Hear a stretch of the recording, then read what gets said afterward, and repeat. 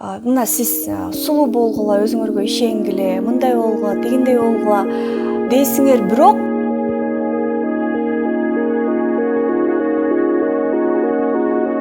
мырзалардын башында мифтер жашайт да. Мисалы, биздин деле башыбызда мифтер көп мырзалар тууралуу.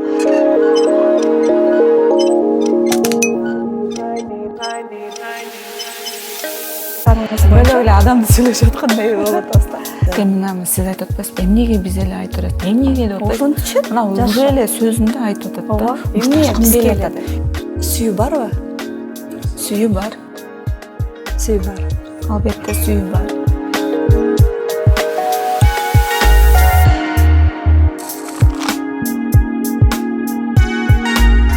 Демек, романтикалык сүйүү бар дейсиз, Эмнеге сен тандаган эркегиңди кайра жамандап атасың? Анан Ушунга салачы, пожалуйста, бир жабат деген не стоит да, ушундан сен айткан.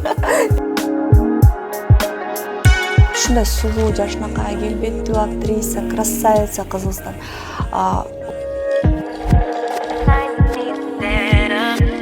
Асема деген кыз сулуу. ушинтип сүйдүрүш үчүн эмне кылыш керек? Бул чоң проблема да, элестетсеңиз эми.